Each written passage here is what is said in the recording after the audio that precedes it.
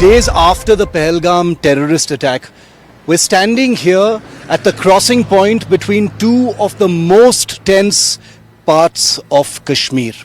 Where I'm standing right now is the Shopia district, and in a few steps beyond these two Special Operations Group men with their rifles on the ready pointing in two directions is Pulwama. Now Shopia and Pulwama, both parts of South Kashmir, are places where, as you know if you've been watching our reporting from here in J&K, are two places where the homes of terrorists have been destroyed in the last few days. As we ventured into this, the most restive part of South Kashmir today, this is a checkpoint where no mistakes can be made. All vehicles, every single vehicle has to be checked unless it already has some kind of clearance, and that's the reason why you have soldiers on the ready everywhere. Their weapons cocked, doing some of the most difficult work in Jammu and Kashmir at this point of time. On a normal day, the Special Operations Group has a difficult job. On a day after at least 10 homes have already been destroyed by the police of suspected terrorists, those connected with Pahalgam and those perhaps obliquely connected with Pahalgam, and all of them belonging to Pakistani terrorist groups. These are the men here stationed who have perhaps the most difficult job. We're on the road right now because they are constantly on alert. They do not have the luxury of resting for even a moment.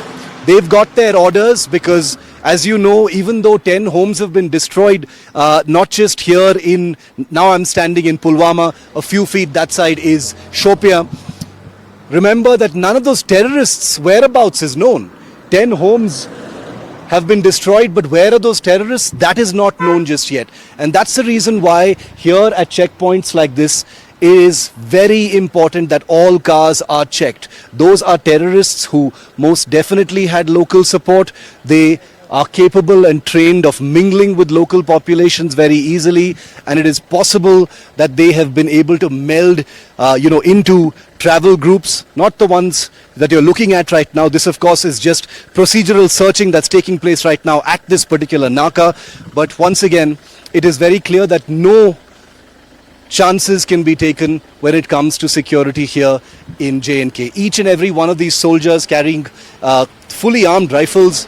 These are not for show. This is an actual Naka and checkpoint where search is taking place. People are being questioned. It may look like an inconvenience, but here in Jammu and Kashmir, the fact is it is precisely every little checkpoint like this one where the possibility of a terror attack is pushed to the side. Remember, when a terror attack happens, there are frequently questions about intelligence failures or not enough checking or lapses in terms of the chain of command. And I can tell you that at Nakas like this one, where we've been given special access, mind you, not everyone is being allowed to film from here because this is an operational point. The point is that many of these men are deterring terrorists on a daily basis and perhaps even diffusing terror plots through thorough checking. We'll never hear about those, but you will hear about lapses that take place, and rightfully so. But these men have perhaps Jammu and Kashmir's most difficult job at this time.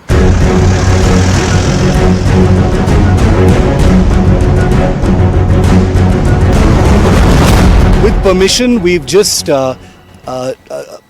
decided to join this foot patrol by the Special Operations Group. This is part of the Naka itself. We've sought special permission so it's not disrupting any operations that are taking place. They're just moving from one place to the other. So we've just jumped in to reflect the difficulty of the kind of work that the Jammu and Kashmir police is doing right now. Remember, many of the men, all of the men are from here, from communities around here, and therefore it is a sensitive tightrope that needs to be walked between professional duties and their families, and therefore the work that they do becomes difficult on a daily basis, and at a time when the homes of people, some of them from their own villages, are being destroyed, it becomes an emotionally difficult experience. They're some of the most professional warriors that we're showing you here on NDTV. And we salute them in so many ways. I'm sure I say this on behalf of all Indians when we say we thank all of our security personnel for the extremely difficult job they do in a place that has so many shades of grey. But as we continue to report on this patrol, this checkpoint, and all of these warriors who have no choice but to stay awake, this is a 24-hour Naka here between Shopian and Pulwama. We will continue to bring you stories like this up close of just what an incredibly critical job that they do.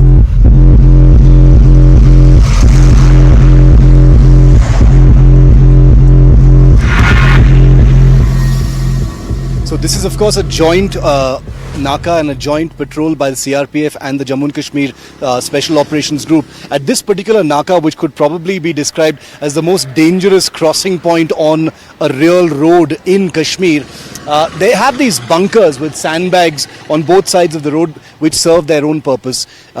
We're just stepping in for just a moment to show you what it's like inside here. There is a soldier here armed with his weapon, eyes trained on the highway at all moments.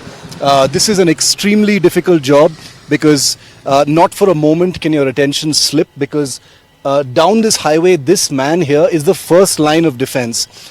He is of course connected using an electronic device with people far ahead, and if any information comes early about a suspicious vehicle coming in, he has the mandate to actually engage and fire at that vehicle. So that's the first line of defense. You've seen how tiny that little bunker is. It's got sandbags enabling it to absorb bullets in case it comes under attack. Obviously that particular shift rotates very, very often, but it remains a very, very difficult job. When your muscles are flexed, when your alertness levels are at their highest constantly, it can be physically very, very draining. But that's the job that needs to be done when terror doesn't rest. Bunkers of this kind have come under attack many times in the past. By virtue of being the first line of defense, like I just said when I showed you that previous bunker, means that these become absolutely crucial in case an escalation actually takes place. Let's take, for instance, a car carrying hostiles approaches this particular place and firing begins. If that first bunker, for some reason or the other, fails to engage and that driver is able to cross that path, this is that second line of defense. This is that second bunker where that car can still be damaged or its occupants can be shot dead. Then come the actual special operations group men who we've been walking with, who conduct those patrols. They're commando-style warriors trained to chase and hunt down these vehicles. They've got quick reaction vehicles like the Rakshak here and patrol vehicles that are able to chase any suspicious activity if that should happen. But here inside this little bunker is that second line of defense that then becomes very, very critical. The reason I'm emphasizing the lines of defense is because the way things are structured here, there need to be multiple redundancies. Cars can zoom past, and here between Shopian where I'm standing, Pulwama where I'm standing, and Shopian on the other side, these are two districts that are considered the hotbeds of terrorism and militancy. And that's the reason why every single movement here is a potential find. Every single vehicle that passes potentially holds someone. This is not, of course, to say that every vehicle is suspicious, but by default, nothing can be missed. Every vehicle needs to be treated as being possibly transporting someone of suspicion, someone of importance, someone who may be linked to a recent terror attack. In the Yarwan forests, not very far from here, we hear that there were in darkness search operations being conducted by men from the Special Operations Group earlier today. That continues non-stop. But this crossing point then becomes important because those responsible for recent attacks, perhaps even the Pahalgam attack, could possibly use this track to either get inside the Kashmir Valley or get away.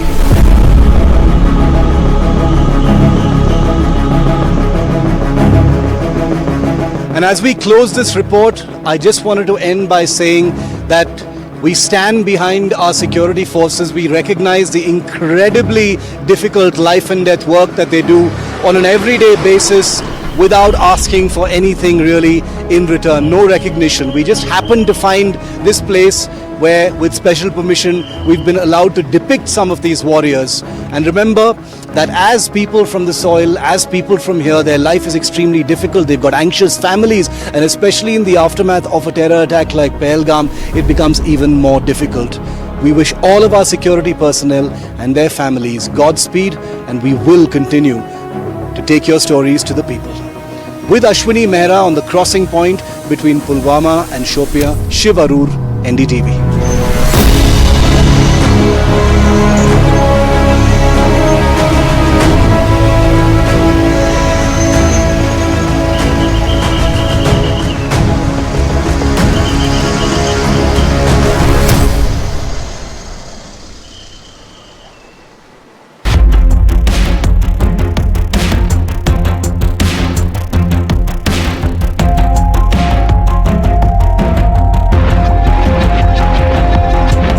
Hello and welcome to this very special ground report from Line of Control in Uri sector.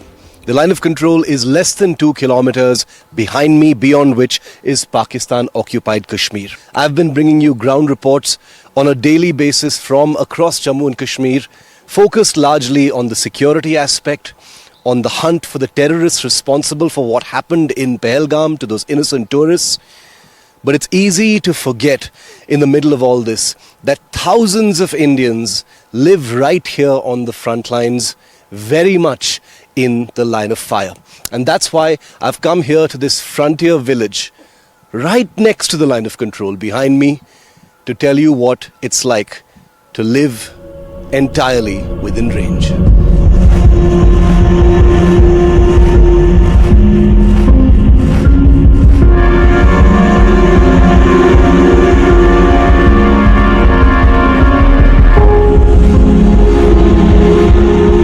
This is one of the 3 bunkers that's been built under this village in Tilawadi on LOC Uri sector.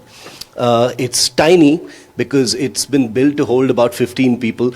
The family that owns this house above it built this, and it's still, as you can see, very much under construction. They haven't finished it just yet, but now they tell me, and they didn't want to come on camera for understandable reasons, they say that they're trying to speed up the finishing of this particular bunker.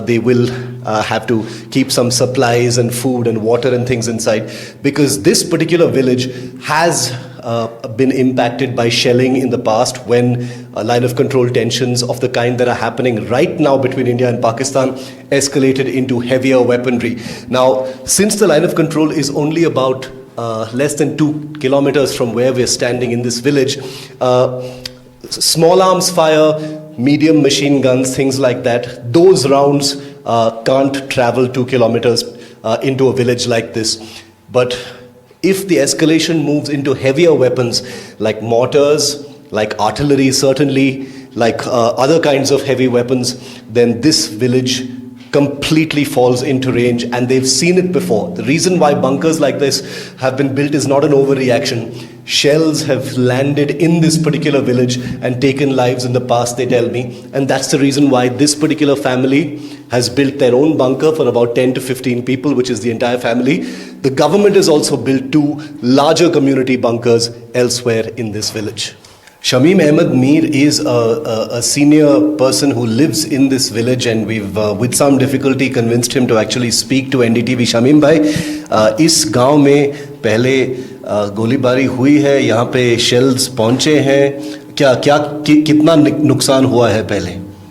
Sir देखो, यहाँ पहले जब cease fire नहीं था तब shells चलते थे, तोपें भी चलती थी, मोटरें भी चलती थी और गोलियां भी चलती थी। यहाँ कुछ लोग जख्मी भी हुए हैं, लेकिन किसी चीज़ का कोई फ़ायदा नहीं हुआ। जो भी आता है वो सुनाकर जाता है, लेकिन किसी ने कोई मुफाद अभी तक नहीं दिया है।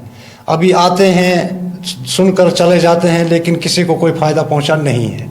इसलिए सर हम क्या और तो ये जो बंकर है, ये इसलिए बना है क्योंकि जैसे आपने बताया कि सीज़फायर वायलेशंस जब होते हैं तो शायद गोलीबारी हो सकती है, नुकसान हो सकती है, और पहले भी हुआ है। मेरा ये सवाल है कि ये जो बंकर है बहुत छोटा है, ये शायद एक ही परिवार के लिए होगा, एक ही परिवार। तो क्या यहाँ पे क्या इंतजाम होंगे? पानी खाने के लिए कुछ चीजें? कुछ नहीं सर, लेकिन कुछ भी नहीं है इस बंकर में, तो कितने दिन के लिए गुजर सकते हैं इसमें? इसमें ज्यादा से ज्यादा एक रात या एक दिन निकाल सकते हैं। अगर बारिश हुई है तो इसमें 1 मिनट भी नहीं बैठ सकते हैं, क्योंकि नीचे से जमीन से बारिश आ रही है, पानी निकलता है।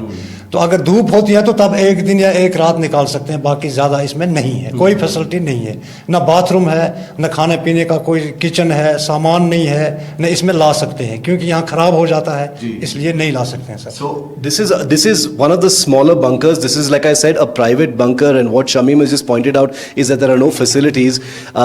There is also a sense of discontent, and you can hear that in his voice about the fact that the administration hasn't given them enough protection, despite people actually being injured in the past during firing and shelling in this particular village. But there are two government bunkers we hear also in this village, and we're going to try and see if they're any better. The villagers don't say that they're any better. They say they're still the same. There are no facilities at all. But let's go and check them out right now.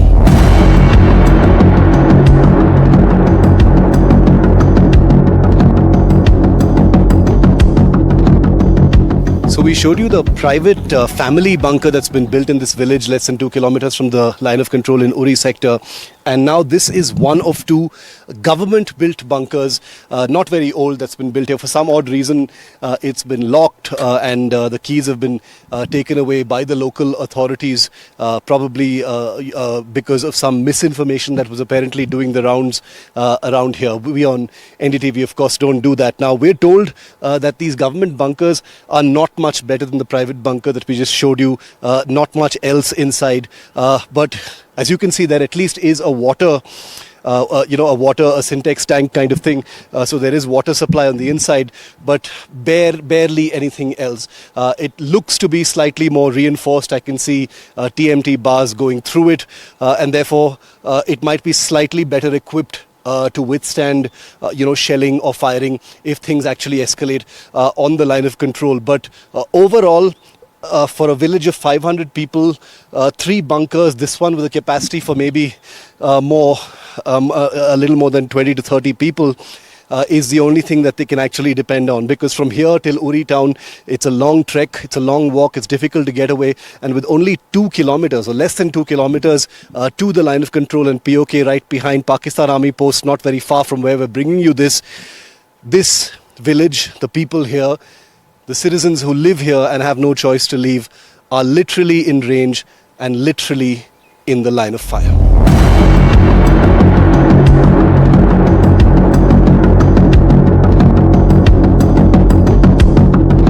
When we talk of ceasefire violations by the Pakistan Army, the question that most people focus on is, how is the Indian Army reacting? The other question, of course, that we're here less than 2 kilometers from the line of control in Uri sector to report is how the others actually react. The people on the ground, the people who don't have a choice to leave from here. Here in this particular village, as you can see, that hill over there is Pakistan-occupied Kashmir. That's where the frontier actually begins. The line of control runs just under it. It's the area where the last Indian Army post is on the line of control here in this particular sector. We, of course, will not be revealing any further details. But for those who may not know, the eminence you see behind me is also Haji Pir. Haji Pir has a history of its own. It was captured by the Indian Army in one of the bravest surgical strikes, if you will, of the 1965 war, and then in an incredible faux pas given back to Pakistan for various political reasons. Well, history has endured, and that's one of the reasons why over the next few decades following the 65 war and following the giving back of Haji Pir, villages like this one sitting bang on the line of control have suffered the folly of unfinished business. Shells have landed here, like you've heard the villagers say. Mortars have landed here. People have been maimed. People have lost their lives, and the scars of that unresolved situation between India and Pakistan, with Pakistan-occupied Kashmir, continues to be a scar in places like this. One voice in a village of 500 people. We tried to convince the others to speak, but they're worn down by fear, worn down by anxiety, and worn out by the constant tension of what could happen on the line of control just in front of them. What happens to village Tilawadi here in the Uri sector of the line of control and hundreds of other such villages hangs in the balance. As the war clouds intensify between India and Pakistan, as we continue to pursue justice for the victims of the Pahalgam terror attack, let's also never forget the citizens that live here on the front lines. At line of control Uri sector with Ashwini Mehra, Shiv Arur, NDTV.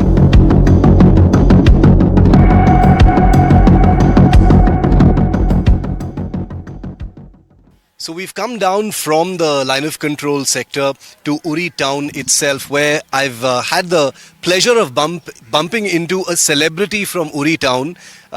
They call her Uri ki beti. This is Mehak Khurshid, and she's been kind enough to speak to me at a time when very few people want to actually open up. So Mehak, आपका स्वागत है. हमसे बात करने के लिए शुक्रिया. I wish कि ये बेटर टाइम्स थे कश्मीर के लिए, लेकिन आपको पता भी है कि इतना सारा जो मीडिया है अभी कश्मीर में किस लिए आया है, पहलगाम में जो हुआ है, इसलिए जो आफ्टर मैथ है उसको कवर करने के लिए. तो पहला मेरा सवाल ये है कि 10 दिन हुए हैं पहलगाम में जो हुआ है, उसको लेकर आपका क्या ओपिनियन है? क्योंकि कश्मीर ने बहुत कुछ देखा है, टेरर भी देखा है. पहलगाम एक नया चैप्टर है, एक latest chapter of that terror है. जी हाँ, ये तो हमारे लिए बहुत दुखद की बात है, क्योंकि हमारी ही सरजमीन पे ये हादसा हुआ है.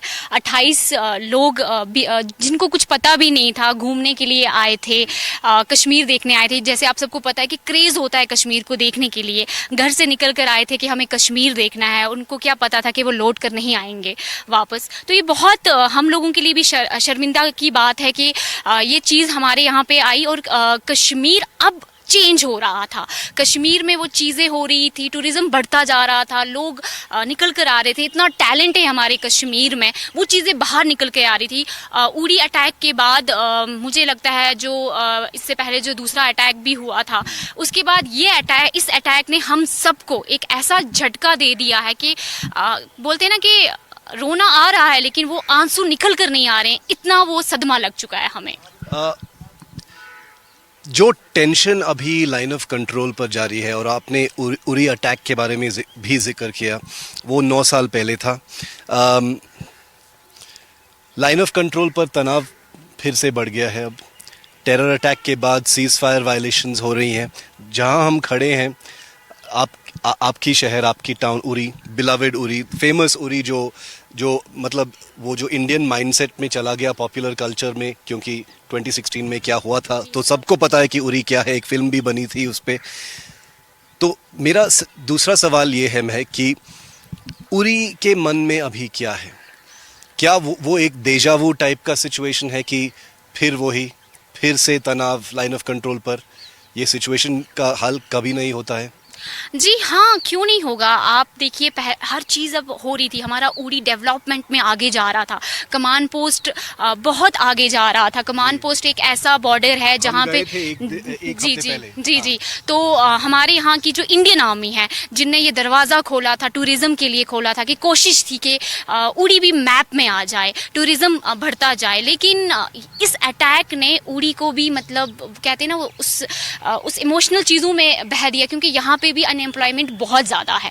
तो टूरिज्म जैसे बढ़ता था तो यहाँ पे भी कोशिश हो रही थी इंडियन आर्मी की तरफ से कि यहाँ की जगह को एक्सप्लोर किया जाए. जैसे कमांड पोस्ट है, कितना फेमस माना जा रहा है. अभी लास्ट ईयर भी इतने टूरिस्ट आए थे बिकॉज ऑफ कि इंडियन आर्मी है यहाँ पे, वो सारी चीज़ें कर रही है. लेकिन इसके बाद इतना मतलब टूरिज्म, जैसे पहलगाम के बाद लगता है कि अब टूरिस्ट जो हैं वो आएंगे कि नहीं आएंगे, उनके दिल में ये चीज़ें होंगी. लेकिन मैं यही बोलूँगी कि पीस है, ये जगह बहुत है, ऐसा कुछ नहीं है. हमारे जवान बॉर्डर पे खड़े हैं हम लोगों के लिए, हमारे लिए, हमारी रक्षा के लिए वो खड़े हैं. तो इंडियन आर्मी हमेशा, हम रात को आराम की नींद करते हैं और बॉर्डर पे वो रात भर जागते हैं. तो मैं इतना ही बोलूँगी कि हमारी आर्मी हमें कुछ नहीं होने देगी.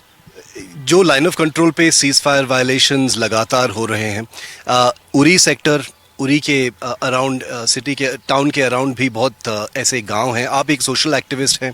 मैंने सुना कि आपने बहुत लोगों का अपलिफ्टमेंट किया है, स्पेशली वुमेन फोक को, जो एक बहुत ही अहम चीज़ है, बहुत इम्पॉर्टेंट चीज़ है, specially in the Kashmiri hinterland. तो मेरा तीसरा सवाल ये है कि जब लाइन ऑफ कंट्रोल पर सीज फायर वायलेशंस है, क्या माइंडसेट बदल गया है उरी में? क्या आर्मी को लेकर और जनरली पॉलिटिकली अवेयर जो लोग हैं, क्या माइंडसेट बदल गया है एब्रोगेशन ऑफ आर्टिकल 370 के बाद? देखिए, मैं इतना ही बोलूँगी कि इस अटैक के बाद सिर्फ एक टूरिज़्म पे इफ़ेक्ट नहीं हुआ है। एज ए सोशल एक्टिविस्ट हम लोगों के लिए भी बहुत इफ़ेक्ट हुई हैं ये चीज़ें, बिकॉज हम लड़कियों को बूस्ट करते थे, मोटिवेट करते थे, अपने टैलेंट को बाहर निकालो। जब से ये चीज़ हुई है तो थोड़ा सा हम पे भी ये चीज़ इफ़ेक्ट हुई है। और उड़ी के बारे में बात करूँ तो उड़ी माना जाता है अपने नेचर के लिए, इंसानियत के लिए, और ख़ास कर अपने देश के लिए वो बहुत कुछ करता है।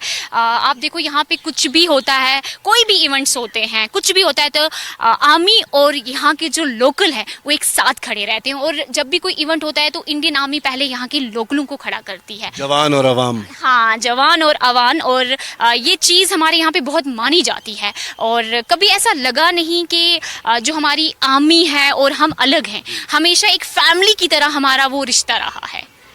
और हमसे बात करने के लिए बहुत धन्यवाद Mehak. We wish you all the best, क्योंकि आप एक मुश्किल काम करते हैं एक मुश्किल जगह में, लेकिन आप उरी की बेटी हो तो you will always be beloved. So we wish you the very best and thank you for sharing your thoughts with us. There are many mixed views that one hears here in Uri, but when someone like Mehak, young woman who's going out on a limb, who wants upliftment not just for herself and her family but for those around her, there will always be hope, even in the midst of strife, even in the midst of anxiety, and even as war clouds, familiar war clouds, darken once again between India and Pakistan. In Uri town of Jammu and Kashmir with Ashwini Mehra, Shivarur for NDTV.